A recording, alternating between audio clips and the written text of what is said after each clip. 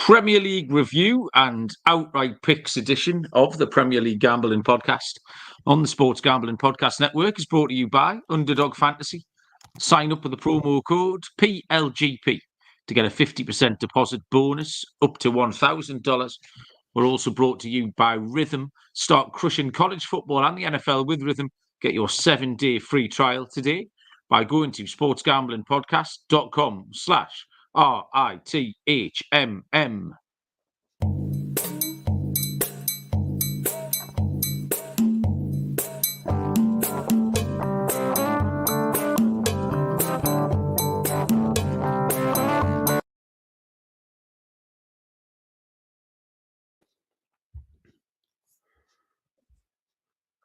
Welcome, everybody, to the Premier League Gambling Podcast on the Sports Gambling Podcast Network. My name is Malcolm Bamford, coming to you from Newcastle upon Tyne in the northeast of England. Today is Monday, the 7th of October. We are here to have a look around the Premier League weekend, which finished yesterday. And as it's the international break, we've got bugger all to talk about. So we're going to spend a little bit longer looking around some of the Premier League teams, the eye catchers. Got a little bit more room to breathe. Have a look at some of the season-long bets, promotion, relegation, top 6, top 4, things like that. And I've picked a mildly insane lucky 15 for later on in the show. I looked at 4 competitions, 4 picks that I like. Joining me to get around all of that is Mr. Barry Penaluna. Barry, what's happening? Evening, how we doing? I'm being very busy today. I'm glad we haven't got much to talk about because I've had no time to fucking look at anything. Just busy chauffeuring kids around again. Generally, is pretty much my life. Chloe tonight has been at a referee development evening, which she has enjoyed. There was a Premier League linesman there, Akil Housen. Apparently, he was a linesman in Newcastle Man City last week. And then there was a women's Super League referee there doing talks, various things. Seems like she enjoyed it. Her and a friend went and had some fun, enjoyed listening to some stories. And they now want to be professional referees because they realised you don't need any GCSEs. You don't need any qualifications to become a referee. You just need to referee. So they've seen that as an easy route to a career, apparently. But there we go.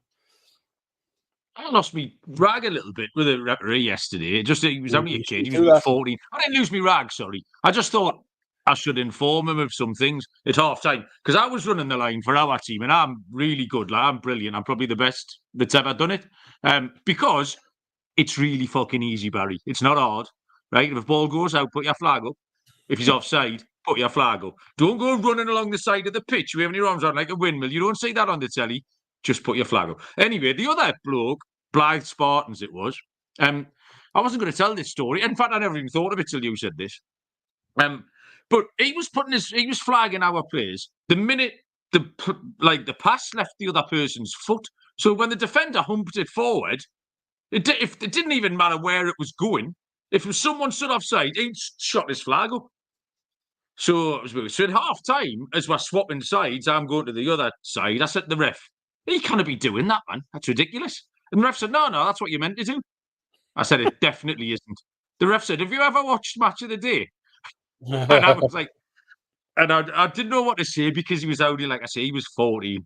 I said, right. I said, listen, you're definitely wrong, but don't worry about it. Enjoy the second half. And I sort of stropped off a little because I couldn't argue with him. I had no course of action. The problem is, anyway. As you know, Malcolm, with the young 14-year-old referees, they see a flag go up and they don't give any discretion as to what's happened afterwards. The young referees will give every offside where a flag goes up, won't they? Funnily enough, Chloe's got her first 9-a-side game this weekend, which will be the first game involving club linesman and the offside rule. So it'll be interesting. She's a little bit nervous about her first 9-a-side game, I'll be honest. Yeah, well, there's nothing else to do except go for it. Like, just make sure she gives the lineos clear instructions what she wants, because otherwise they'll do what the hell they want. I still watch every Sunday morning. A linesman will be running along the side of the pitch, waving his flag like he's trying to land a plane. And I've never seen anyone do that, Barry. If you've got to stand still and put your flag up, it's really easy. That's I don't know right. who needs I that hate it but do it. because we have club linesmen, and the amount of times they put the flag up and then the referee doesn't see it, so they put it down and carry on running. And I'm screaming at the sidelines, just stand there with your flag up. Yeah, He'll see you eventually, and he'll bring it back. Like, just stay there. But as soon as you put it back down, that's it. Like, you've missed your chance, haven't you? And I'm not saying I'm not bigging myself up because I'm not very good at many things, Barry. I've said this before, you know this. I'm good cracking the pub. I can reverse park like a motherfucker. I'm unbelievable at that. I'm a very thorough lover, and I'm great at running the line. And that's it. I've got nothing else. If you want anything else from me, you're barking up the wrong tree. Those four things. I've just reminded you. I've just reminded you of a story. You've just reminded me of a story. Which one of those things was it, Barry? Yeah, no, this was the parking. God, for that, that could have gone anywhere. That I went to the supermarket last week, late at night, about 9:30, half an hour before closing, probably to pick up a bottle of wine or something like that. Anyway, sounds feasible. Parks the car up, goes in the shop, all fine, gets what I need, come out the shop. My car isn't there. My car is parked in a disabled. My car is parked in the disabled bay in front of the shop door, and I'm like, I didn't park in that disabled bay. And then I realised it was resting against a metal post. Rolled. No handbrake on. It's just rolled. Well played. Across the car park, right into a bollard, and it caused a bit of damage to the bumper, of course, and one of my tail lights. That's a foolish mistake to make, isn't it? It is a foolish mistake to make. My only saving grace was it was 9:30 at night and the car park was empty. Yeah. So at least I didn't hit somebody else's car and trash them, because that would have been a bit of a nightmare. But yeah, I've got a little bit of a bashed up car because this is modern cars, isn't it? Like in an old fashioned car, you always remember to pull up your stick. Yeah. You know what I mean? But the new one, it's an electric parking brake, as they call them. And it's automatic. It automatically comes on when you turn the ignition off, unless you accidentally press a button to say don't do that. And occasionally I knock this button and forget. And then that's what happened. But yeah, found me car at the other side of the car park. It's nice to see the listeners in the comment section are all having a lovely chat amongst themselves. No one's paid a ha'porth of notice to anything we're talking about, Baz. You can tell it's international break. My picks were shit again, Barry. I mean, really, really shit. I think now I had a little look back. I think I've got one good winning week out of 7 weeks now, Barry. I pushed about 3 times and lost about 3 times. But like just 2 bad picks again this week, but just not very close, not very exciting. Even the kind of weekend I had, Baz, even I put both teams to score treble on Saturday afternoon, Baz. Like not £7.32 or something, I think it was. Brentford and Wolves was 1-1 after 4 minutes, Barry. Very good.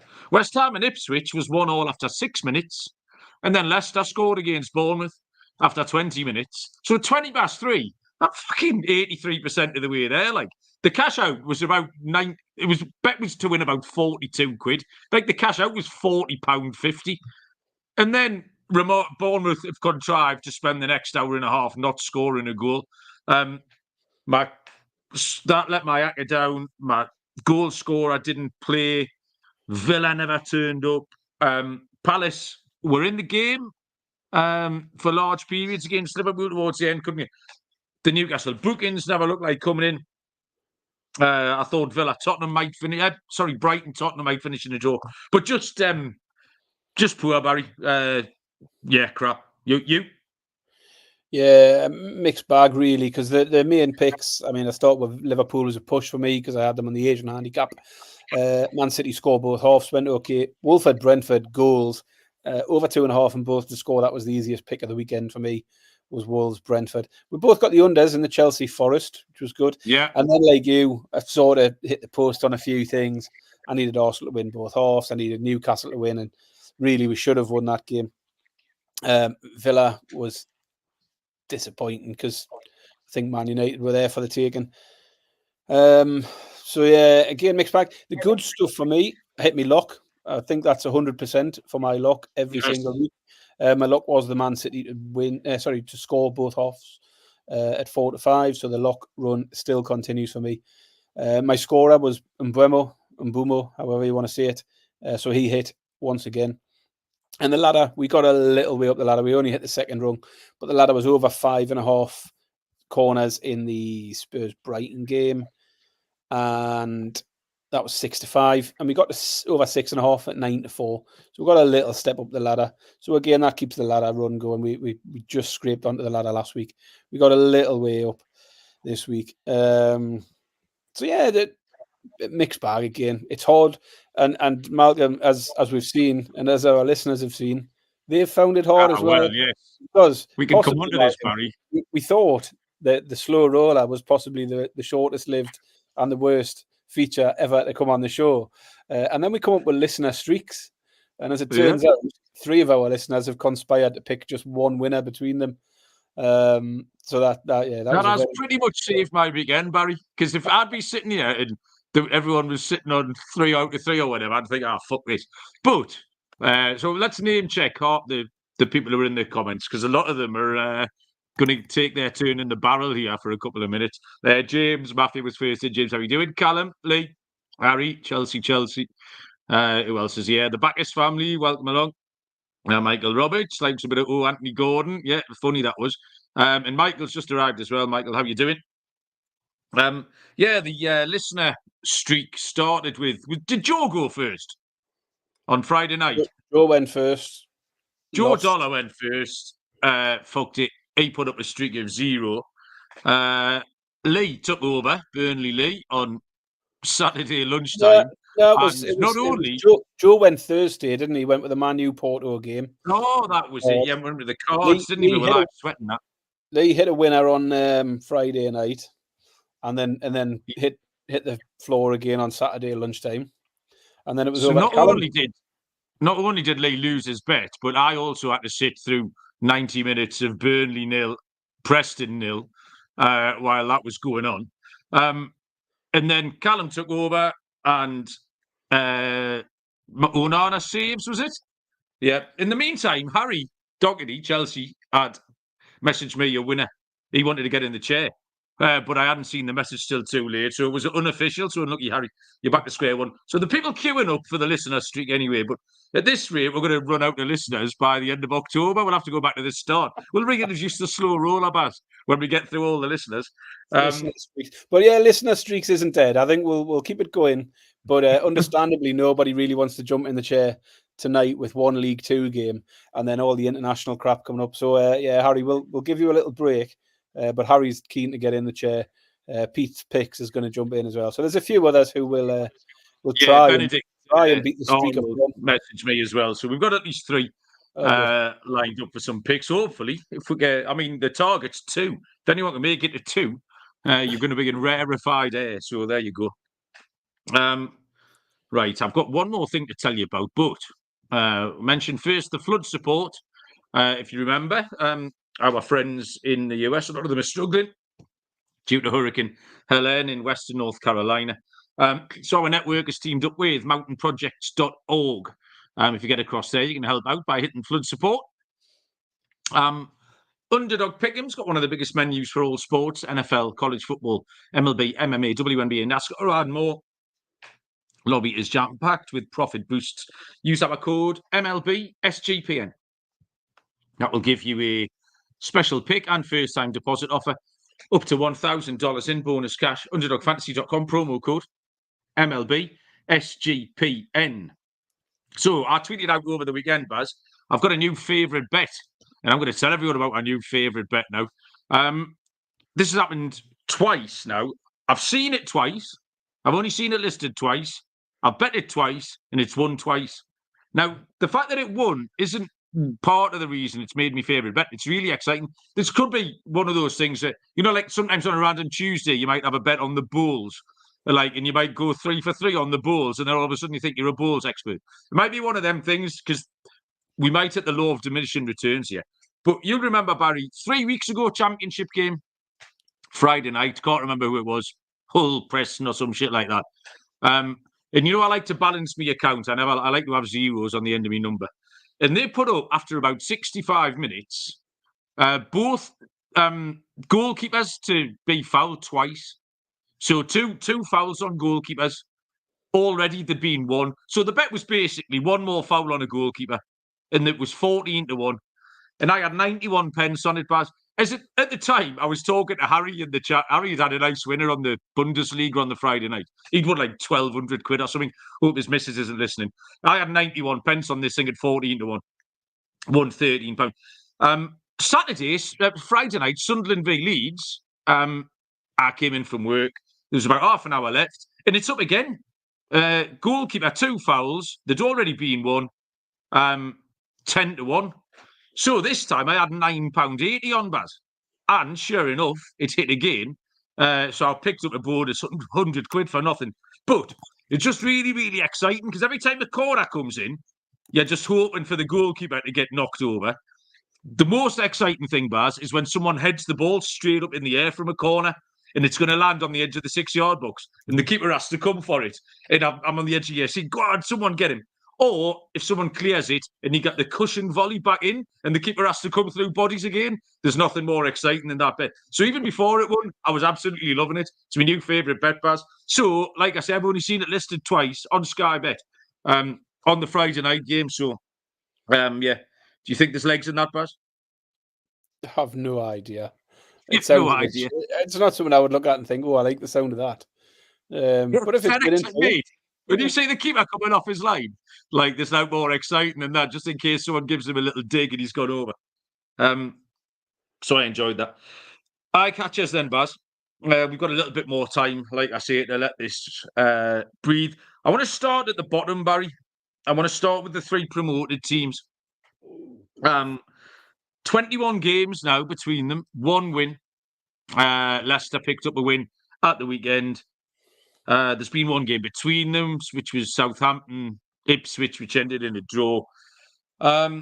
Ipswich in their fresh start. We talked about their fresh start, didn't we? Remember, Lee turned us onto this with Burnley recently.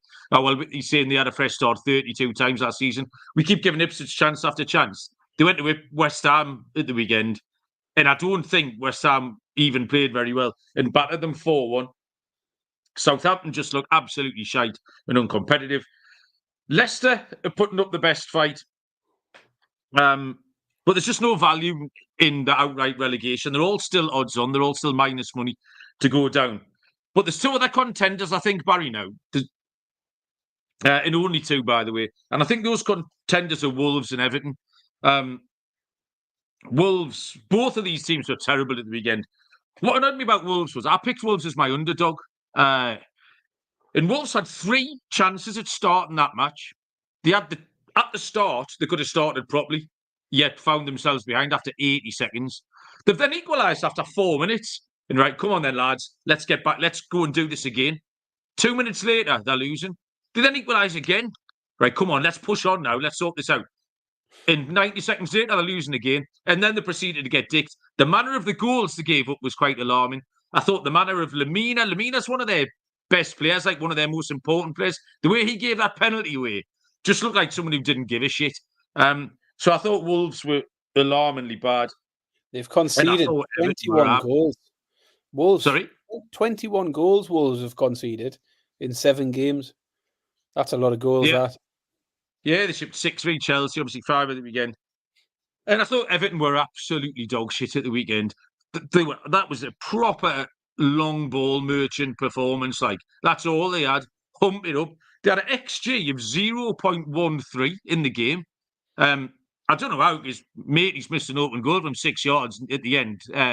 Garner Gay's blazed one over. So I don't know how that's only 0.13. They will probably do enough against bad teams at home, I think. I thought they were terrible, absolutely terrible at the weekend. But Wolves at 5-4 looks like a decent price at the minute. If Leicester are going to make a fight of it, Leicester got away with the 6 points. Getting away with that deduction was a massive thing for them. And like I say, they've made a decent fist of it in more than one spot this year. But yeah, that was my sort of eye catchers reading of the situation at the bottom. If I was a rich man, I wouldn't mind taking some 5-4 about Wolves, but yeah, I mean, as you say, Leicester are the ones that have sort of picked up points in games where they have to pick up points. So Leicester, Palace, Bournemouth. I mean, the Spurs one was a game where you wouldn't expect them to get points. So at least they're sort of chipping away and getting some important stuff. Ipswich, as I say, we give them chances. Ipswich had to win. If Ipswich had gone and beat Southampton, that was the alarming one for me. The fact they couldn't go and beat Southampton, which would have been a big one. So I agree. I think there's still every chance that the three of them could all go down. We've talked about Wolves having had a horrific start in terms of fixtures, but Brentford's not that, and they were well beaten. It's the way they got beat, Baz. That was horrible. So that's the thing that would have, because if you'd asked me last week, I'd have said Wolves will still be all right, but that game makes it a bit more of a concern. Everton,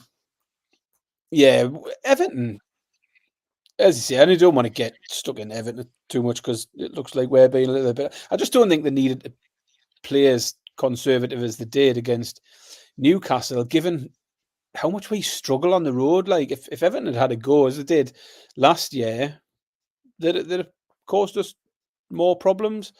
I expected more from them. I really did, because I say Newcastle at the moment aren't a team for anyone to fear on the road, really. But yeah, I still think Everton will be okay. As you say, they will pick up 3 points here and there against the teams that need to pick up 3 points against. They'll be in the relegation mix, but they'll get away from it. Yeah. Cree joined us in the chat. Cree reckons you need at least 2 for a streak. Can you have a streak of 1? I don't know. Is 2 the activation number for the streak? Yeah, I don't think nobody's had a streak. Let's be honest. I mean, Lee can claim that he's picked a winner if he wants to claim that as some sort of success, but it's not a streak if you don't get the 2. I thought that was a home run then. I've got the playoffs on here, Baz. The Tigers at the Guardians. It is nothing through 7. Callum will know all about this. Callum was listening to the MLB Gambling podcast this afternoon. What an absolute edge. 2 teams, Baz, that we thought would struggle that haven't. Brentford and Nottingham Forest. Forest only 1 defeat. And what I think was important for Forest is they backed up the win at Liverpool with the draw at Chelsea, because that win at Liverpool could have easily been an anomaly. But when they've done it twice now, I think when you show that ability to do something twice, I think it's an ability that you own. So Forest, that's a good sign for them.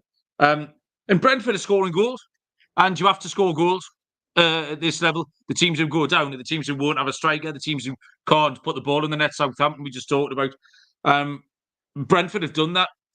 There's a lot of teams.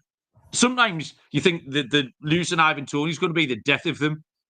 And it can very often kind of go the other way, give them a little spark. We saw it a little bit with Tottenham and Harry Kane. It didn't kill them. I remember going back when Newcastle lost Johan Kabay and people like that, and you think you're completely fucked. But you can always regenerate and come out of it. And Brentford have done that a little bit. I think they managed to take some credit. And we did see, even though Wissa was down, Sharda, people like that, they've got goals in them. So I think Brentford and Forest look set up. And that's why I only counted really 5 teams in that relegation fight. The 3 promoted teams, Wolves and Everton. I don't think Palace. I think Palace will be all right. And like I say, I can't see Brentford and Forest getting sucked back down into that bad. So they've done well. Yeah, I mean, Brentford have been good. It'd be interesting in January. I think Mbeumo's going to catch some attention in January, possibly from Newcastle. I reckon Newcastle might make a move for him, He's important. He's important to them, isn't he? But as you say, yeah. Okay. Yeah, he's a good player. Someone's going to come and try and snap him up. The problem is he's probably gone from a £30 million to a £50 million based on what he's done so far this season. In terms of I predicted at the start of the season Leicester, Southampton, and probably Everton was my 3rd pick. But Ipswich do concern me now. I still, if I had to put me bets on now, I'd probably take the 3 promoted teams to go back down again. Yeah, that was a pick we took at the start of the season. It's about 3-1 or 6-1, was it? Maybe. I can't remember. I've got so many jotters in here. I need to have a look through. My filing system's absolutely gone to shit here. A little bit further up the league, Barry, top 4 contenders. I would suggest Man City, Arsenal, Liverpool look nailed on at this point. Which leaves Chelsea, Villa, and Newcastle. I'm not putting Tottenham in there. They're a fucking circus act. Chelsea, Villa, and Newcastle. Villa struggled yesterday after that Champions League match. It was when we listen to the NFL shows, Baz, on this network. They always talk about a letdown spot. And we don't really talk about that in this country. But the Sunday for Villa, that was a classic letdown spot. I can't remember what we done last year after we won PSG. Whether we got beat off Bournemouth or someone like that. That was a classic letdown spot, and Villa were really bad yesterday. And they've got another 6 Champions League games. Might just end up costing them 4 or 5 points. And it might just end up costing them that top 4 position. I think Newcastle, I don't think the squad can really sustain any big injuries. We've got one striker, and he's not fit. If we lose one player, we could be shagged, and that could cost us the 4 or 5 points. Chelsea at 4 to 5. Again, not a working man's price. Double them up with Wolves to go down at 5 to 4. But top 4, Harry, I think Chelsea might just be, that would be my pick at the moment. Yeah, I mean, Chelsea are the obvious ones because they've had some eye-catching performances, but they have had, I think they've had a fairly straightforward start. Obviously, they had the start with Man City, lost to them, but you know, they bullied West Ham, bullied Wolves. But then, you know, only just got past Bournemouth. That was a late winner, wasn't it? The Bournemouth one, 86-minute winner. Couldn't get past Forest Palace. So I don't know. Jury's still out for Chelsea for me. They've of the contenders, then absolutely they've looked the best of the bunch because you know you mentioned Newcastle being in there. We haven't looked good either, really. But I've no complaints really with you having Chelsea as the best. I just, funny enough, I spoke to someone about this today. I still think it's very, very tight between probably the 3 you've mentioned. Spurs will hover around. I think Man United are going to finish slap bang in the middle. I wouldn't put Man United in the top 4 at all at the moment. So yeah, no arguments with what you're saying. I think there's enough. The only way Man United would finish maybe 6th, 5th, 4th is if Ten Hag gets the bullet and they bring someone in who turns them around pretty quickly, who doesn't need fucking 3.5 years to decide how he wants to play.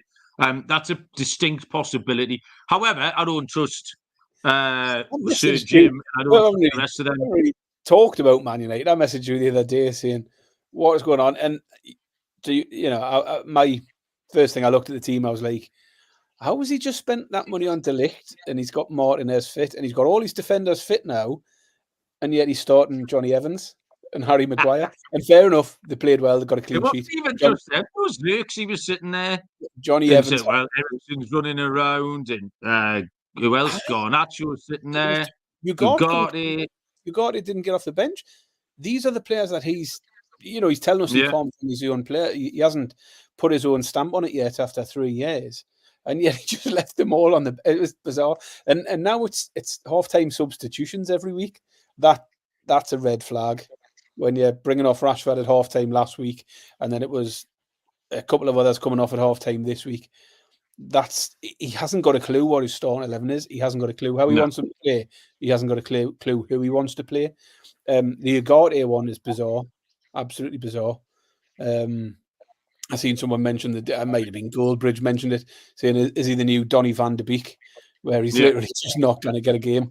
It's £200 million spent again every window, 200 million, and half of them can't get in the team. It's absolutely bizarre. Yeah, shite. But as you say, a new manager might come in and have a plan, and he might spend another 200 million in January, and they might get a bit of a boost out of it. Who knows? But finally, Baz, to win the league, I make it a 3-horse race. I think Liverpool have forced their way in there. Odds-wise, it's Arsenal 6-4 plus 150, Man City 7-4 plus 175. Liverpool are Burlington Birdie 100-30 plus 333. For me, Baz, I've got no idea. There's so many question marks. I don't have a strong feeling about anyone. I would maybe, I don't know. I think if you gave me a £10 note, I would put it on Liverpool just to think at the value. Man City been so vulnerable. I didn't think the Rodri thing would hit them as hard. They've got away with it again at the weekend. Again, I handicapped that game. My handicap of that game was Fulham would keep it close, but I took Man City team total under. So I'm kind of right lines, wrong fucking bet. And how many times have we said you've got to handicap the game properly and then you've got to pick the right bet? And I did one and not the other one. Fulham could have knocked them off like it's Traore missed a good chance. Manchester City were lucky. They were poor up here last week. I sat and watched them. They were bang average. That was an even game. Arsenal, I still think Arsenal are going to sort of banjacks themselves by getting too emotional in the game and just by being determined to be this juggernaut of like pettiness. That's just going to cost them on occasions. And they have just struggled to get past Southampton and Leicester at home. They were losing both of those games with 20 minutes left, like not sustainable. And Liverpool have been fine, a little bit more pragmatic, not playing very well in winning, but have still got a shit ton of good players who would score you a load of goals and keeping clean sheets. So, too tricky for me, Baz. But if you did give us a tenner, I might stick it on Liverpool. Yeah, I mean, I'd said at the beginning, I took Man City to win, but I'd said at the beginning, I thought Liverpool were better value than Arsenal, and I still think that's the case because I'd sort of put them neck and neck, really. Arsenal, like, I know they're going well, but they've just played two of the worst teams in the league in Leicester and Southampton and had to sort of leave it very late to come back and win those games. So I said, funnily enough, I mean, I'd done it in the PSG game. I said it was a reason to fade them in the PSG game because it hadn't been all plain sailing for them. They'd failed to beat Atlanta, failed to beat Brighton, as I say, very, very late against Leicester and again against Southampton. And I think when some tricky games come around, Arsenal might slip up.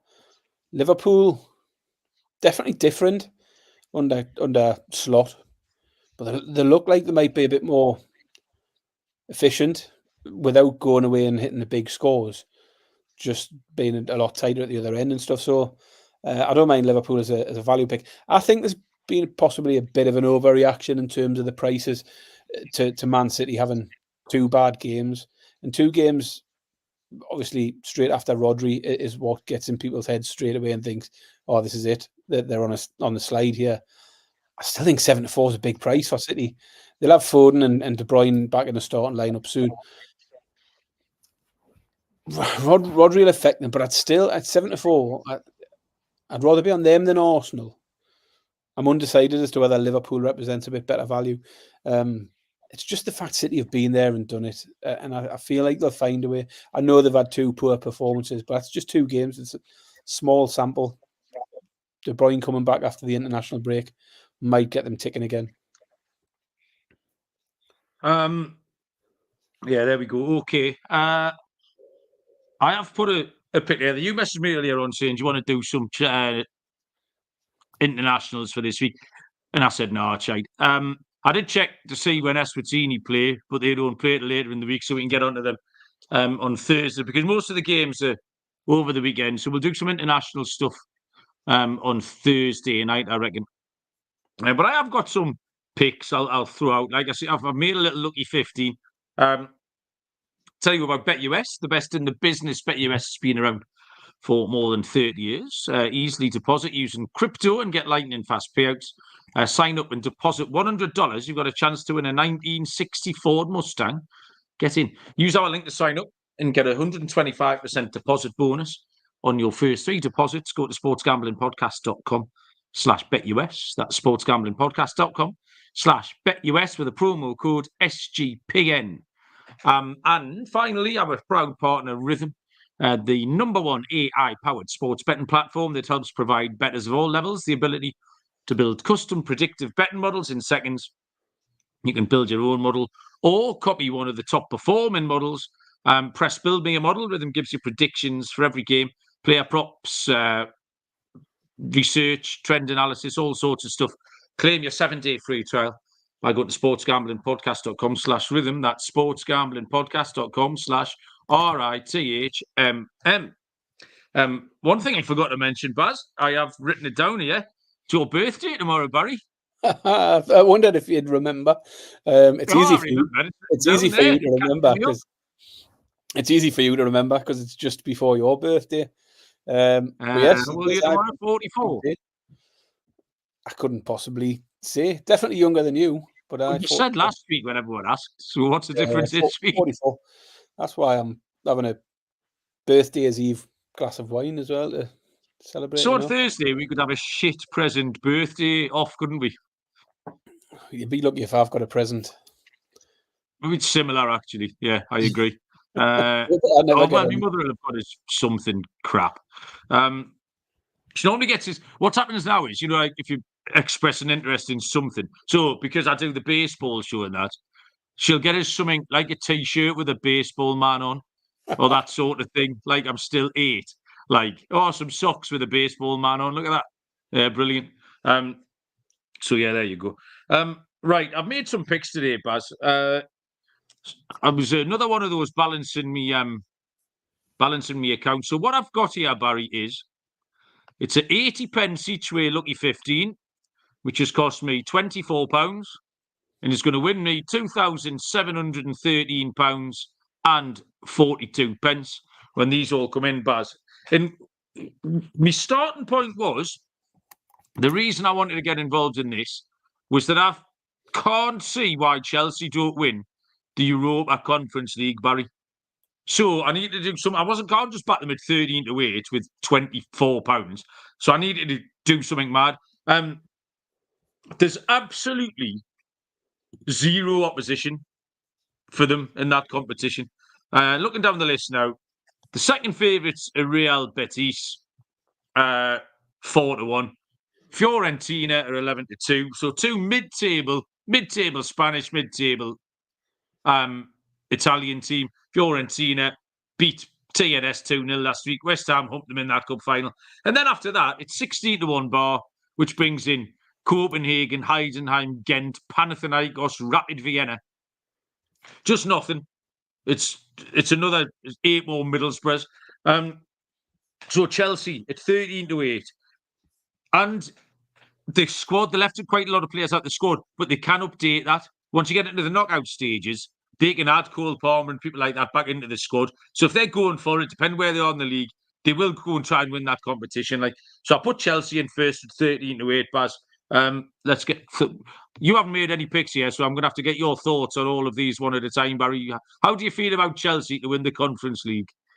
I mean, you sold it to me. I agree. They are far too strong for the rest of that competition. Absolutely agree. They're a short price, but you'd want them in your rackers. Like they should be winning that all day long.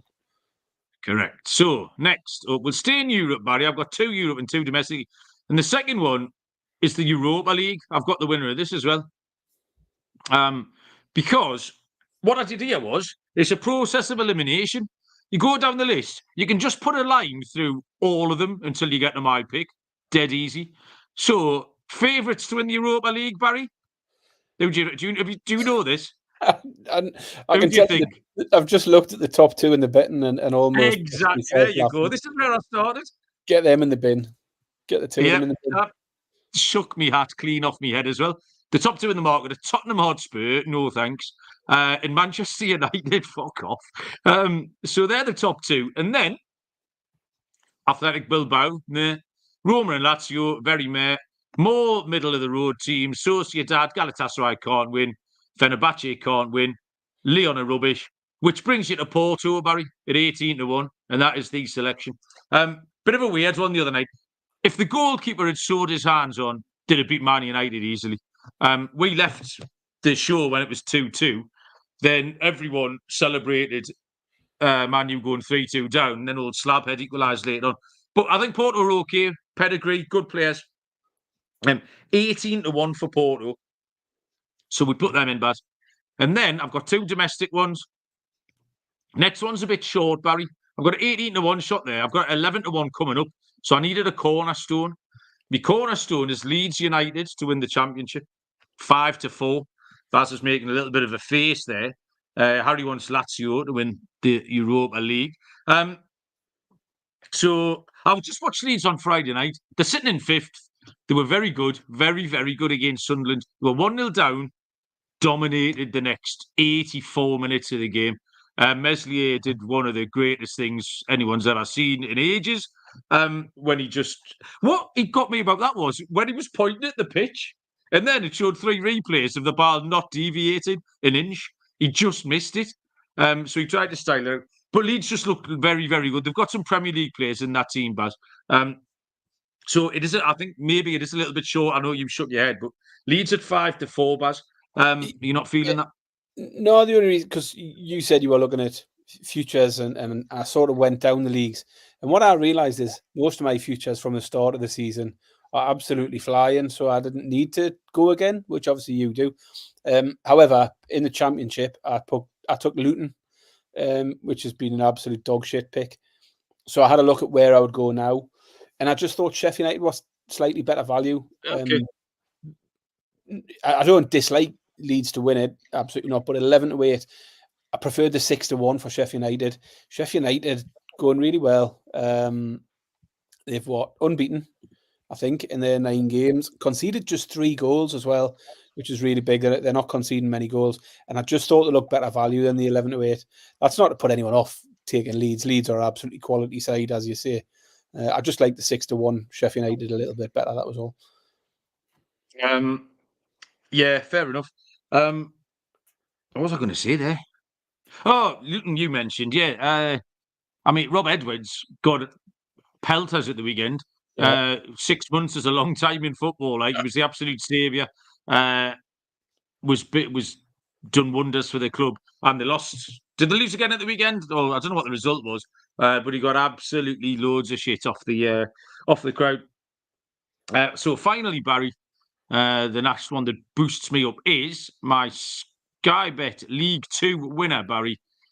And it's Gillingham, again, at 11-1. Wanted Gillingham pre-season.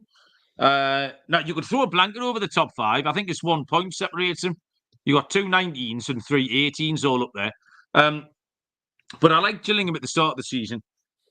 And I've got no reason to jump off them. They're joint top. It's really tight. There's no real standout team. Doncaster are the sort of talking horses. Donny are the team that everyone wants in that. But I'm happy with Gillingham at 11-1, Baz. So I've got Chelsea Conference League 13-8. Porto Europa League 18-1. Leeds at 5-4. Gillingham League 2 at 11-1.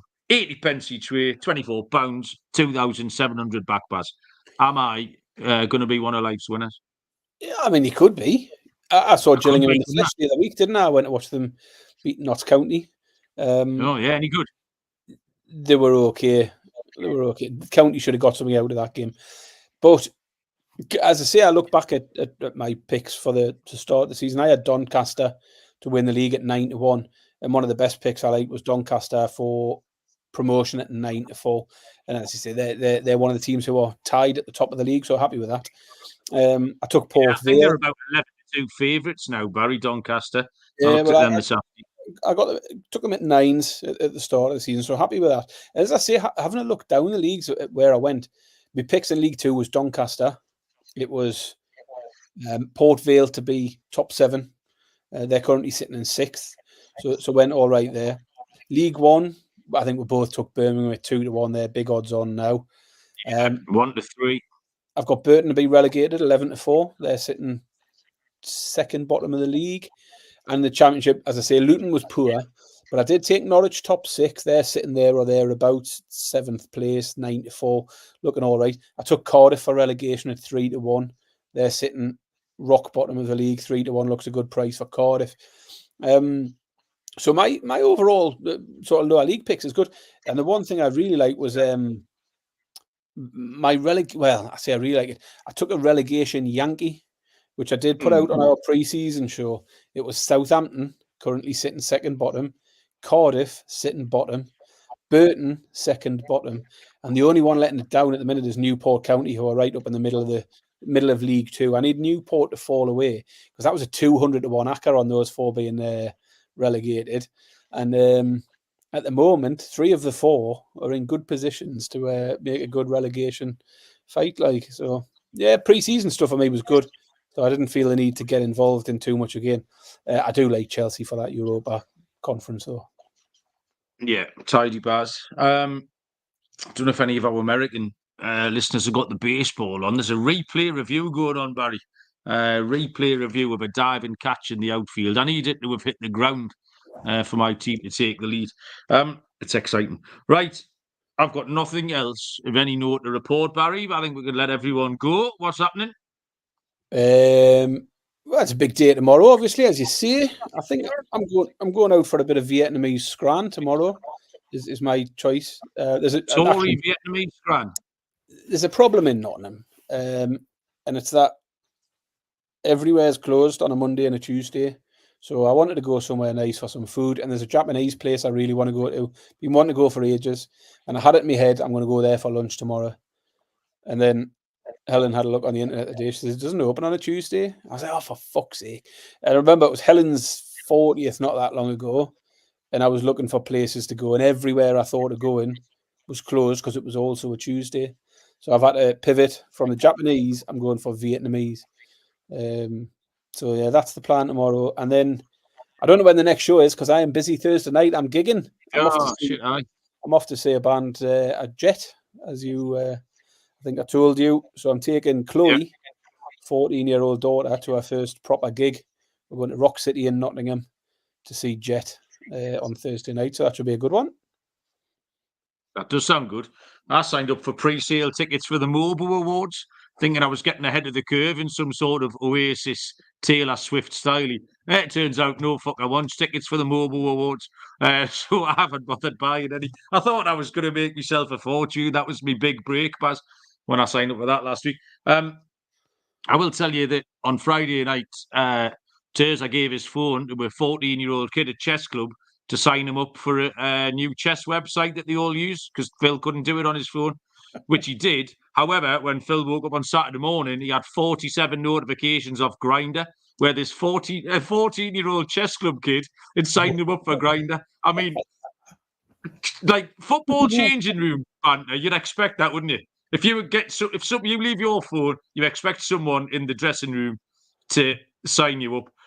You don't expect a 14-year-old at chess club to sign you up for Grindr. So that made me laugh out loud as I was driving up the A19. There you go. Right. Whose missus is better looking? What's that? Who's that directed at from, Harry? I think they're both solid fours, Harry. Just leave it. Right. So we might have to do Wednesday. To be fair, there's fuck all to pick. I mean, it was Greece v Finland and shit like that. Anyway, we'll come back this week. Watch out for the notifications. Thanks everyone for joining in.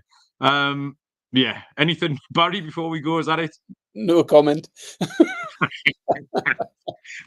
No commenting. Harry's ruined it for everybody. Good luck with your picks this week. We'll see you down the road. Cheers.